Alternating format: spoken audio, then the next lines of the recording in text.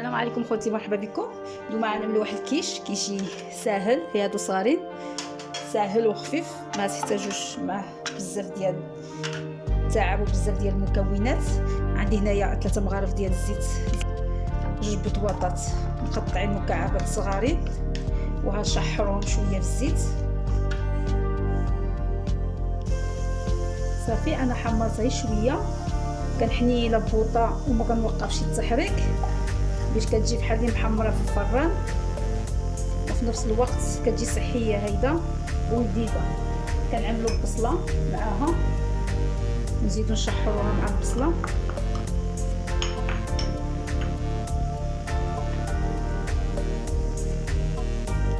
انا عندي فيها شويه الملحه، كنضيف لها شويه الفلفل الاسود وكنشحرها معاه. صافي هبطت البصله بارك عليها تشحرت. دابا غندوز من هاد الكيش وهادي المعمر بهاد الطريقه.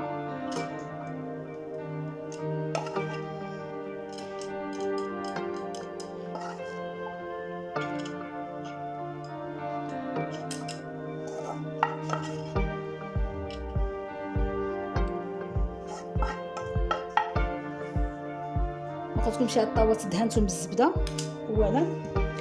ودابا عندي هاد الخليط كنعدلو بفحال التدويره ديال الحريره، يعني عجين سائل. عملت فيه الملحه والزيت الزيتون 3 مغارف وشويه الابزار وشويه الخميره الحلوى، شويه الخميره ديال الخبز. ودابا غادي نخويهم هنايا. بسم الله. شوفوا العجين كيفاش ما خفيف بحال البغلير، ما خفيف ما ثقيل. بسم الله.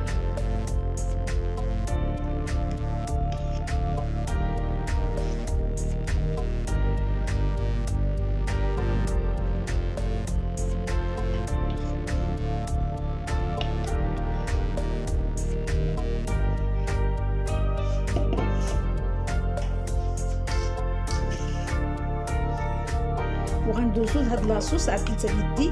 عندي هنايا 2 مغارف د الصلصه وركاز البندوره، عندي هنايا نص كاس الماء، وعندي مثل شويه الملحه، شويه الحار، شويه الزعتر وشويه التوابل ديال الحوت. صافي وحركتها. هاد لاصوص هادي كتعدلها بيدك، حسن ما كتشري لاصوص معدله من الزنقه ما كطيحش اقتصاديه. كنعملو شويه من فوقي كيعطي واحد المذاق.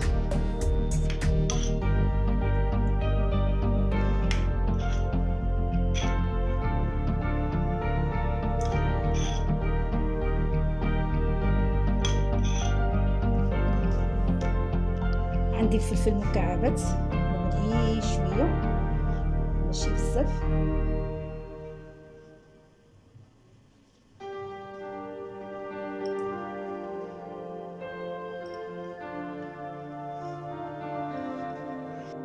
ودابا غادي نعمل التونه. انا التونه دائما كنشري العلبه الكبيره باش كنعمل فيها بزاف د الحاجات، وكطيح الاقتصاديه. كنخويها كنفتحها وكنخويها في واحد القرعه مثلا الدجاج ولا شي حاجه، وكنعملها من فوقي في الثلاجه كتبقى لي مزيان، كتجيني احسن ما نشري لي صغارين.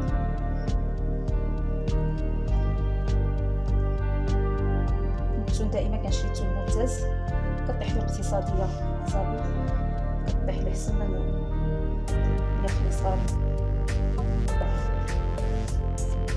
هاد الزيت كنعملو كيجي لذيذ من فوقي، كيجي مزيون.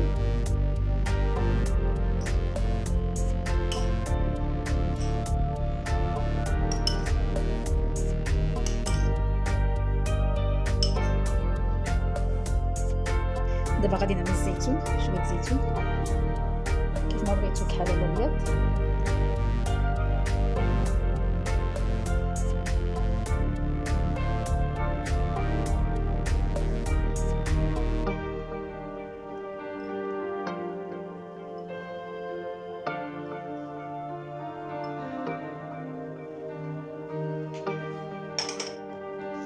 وغادي نعمل الفلفل الحار هذا اللي كتشري مع المول الزيتون، قطعته صغير، كيعجبني المذاق ديالو. كيبقى اختياري اللي كيبغيه.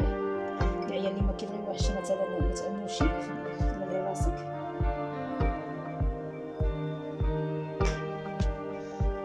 والجبن شويه الجبن من فوقي.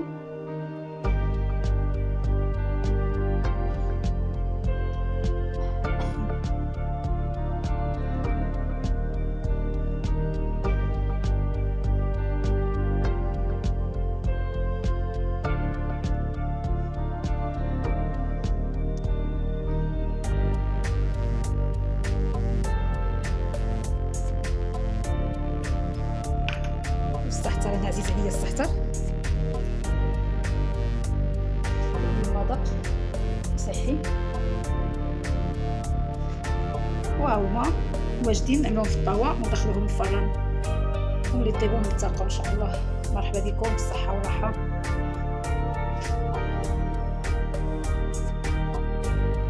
انا عملتهم في الطاوه، دابا ندخلوهم للفران وكيطيبوا على درجه الحراره 170 درجه. يطيبوا من تحت حتى يتنفخوا ويطيبوا، عاد حمروا من فوقي تحمر غير الجبن.